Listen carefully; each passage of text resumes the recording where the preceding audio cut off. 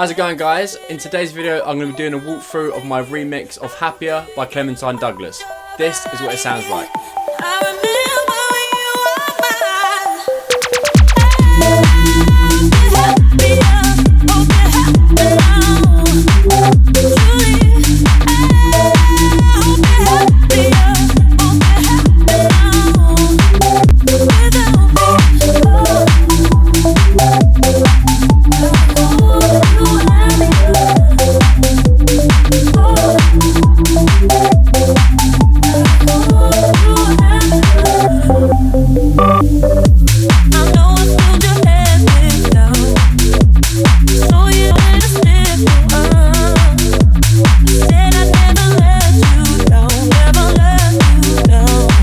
Great, so as you can hear, there's actually a slight switch up in the drop, so I'm going to be going over both of those in this video. I've just released the track on SoundCloud, so check it out. The link for that is in the description. Great, the first section I'm going to be going through are the drums. Let's take a listen.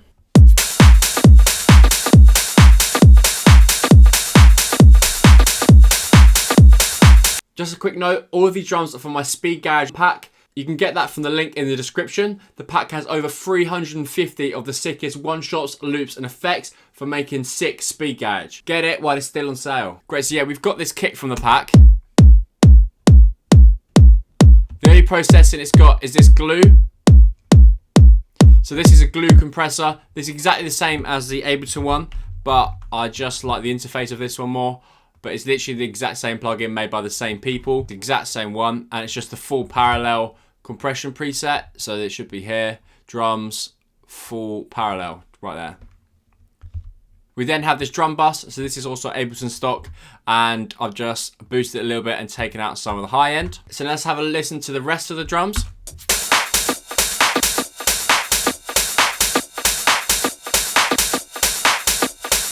Okay, so this section here are sort of the claps, snares, and shakers. So if we have a look through, these are just claps from the pack. There's no actual effects on any of them, but as you can see, I've put 2 claps in just so it's like filling up more frequencies. And then I've got this offbeat snare. So with this, I've gone onto triplet grid and I've clipped this in. If you want a video about drums in more detail, check out my more recent video on how to make them from scratch. I talk all about how to make stuff with a triplet grid. Once you've got that, I've got this little offbeat snare, closed hat, and this little shaker, which kind of sounds horrible, but it works in context. I've then got the hat layers. So if I just mute the ride, I've got 3 hat layers. These are all from the same Speed Garage pack. When it comes to Speed Garage, what you want to do is really layer up those hats. So as you can see, I've got 3 lots of hats. With that, it's going to sound a little bit thin and you really won't take up that high end that you need. Great, I've also then grouped all of these drums and all I've got is this glue on them. So again, this is the exact same as the Ableton glue. If you want to copy these, you can. But yeah, I've got quite a sort of medium attack. I've gone quite preservative with it. It just basically helps the drums to pop out the mix a little bit more.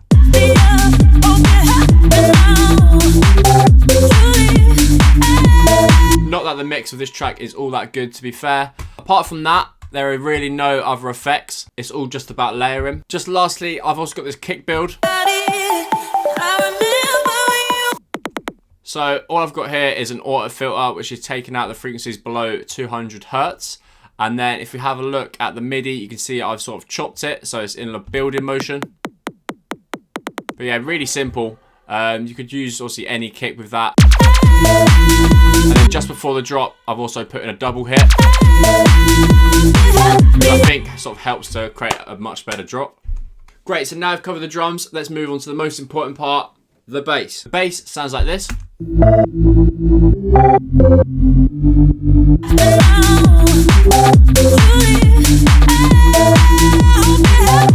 The bass is made up of 3 layers, 2 normal layers and then a sub layer, so you get those really loud low frequencies. Let's listen to the first layer.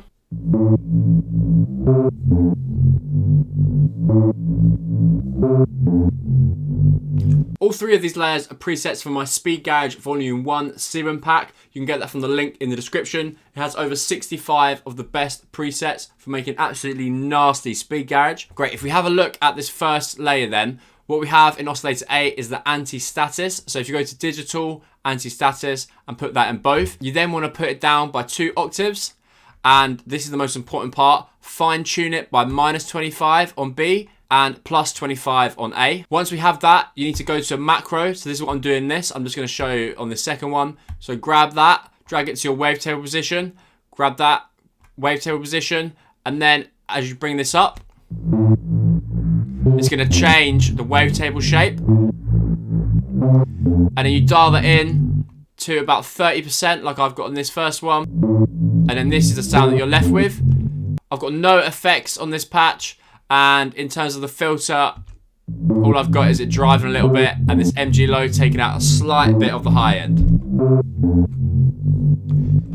Now we've got the first layer. Let's hear what the second layer sounds like.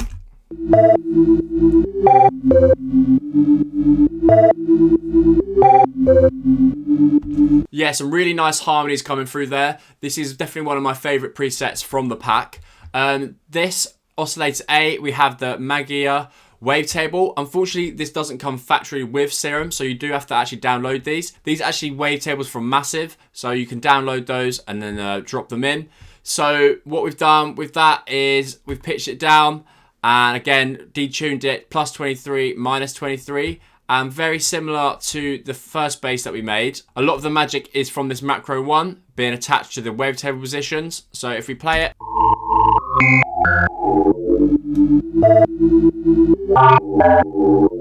and if you put it to 100%, then you're going to be left with this shape. Because this shape's so harmonic, it really creates that higher frequency that sort of really sits nicely on top of the sub and the first bass layer. All we have on the effects is this compressor, which is boosting the volume a little bit. And don't forget to add a little bit of sine in your sub and pitch it down by 2 octaves.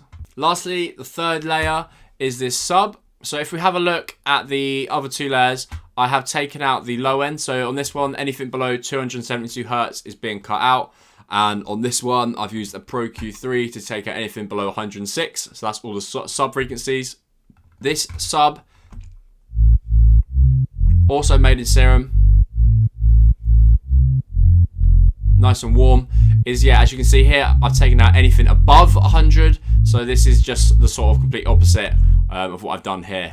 Great, and then another important thing you've got to make sure you're doing is side chaining. So with the sub, it's at 100%. Let's just check. On the second layer, it's at 88%, and the last layer, 79%. We also have a 4th layer of bass because there's a switch up.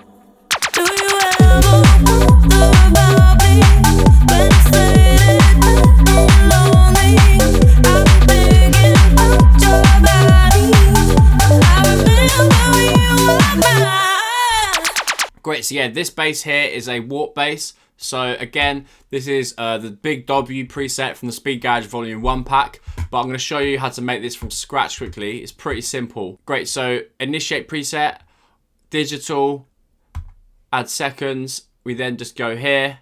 Oh, no, so we go to this LFO, drag that on there, pitch this. And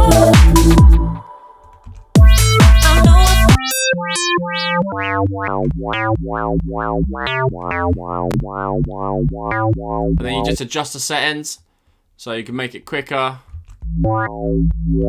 Make sure you click envelope. Envelope 1, let's bring up a bit of attack so you can hear a slight click. But yeah, if you adjust this, wavetable position, or the shape of LFO1. Obviously, I'll spend more time dialing the sound on mine, so it sounds a little bit more polished.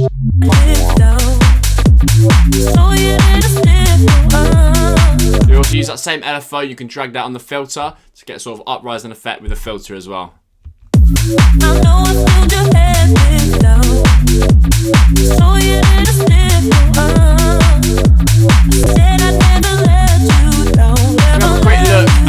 MIDI. It's pretty simple, but also quite bouncy.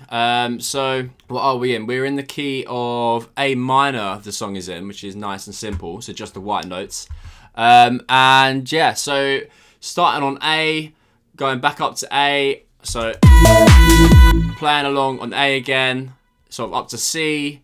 I mean, it's a pretty safe melody, to be honest, or bass melody, or whatever you want to call it, bass line. And then down to F. So yeah, if you just want to copy that, feel free. But yeah, it's really simple. I'm just going up and down a lot, so you'll see pitching up octaves and stuff. If I wasn't, it would sound a little bit more boring, and it would be more like this. So again, quite simple. Just play that. But then sort of using those octave shifts.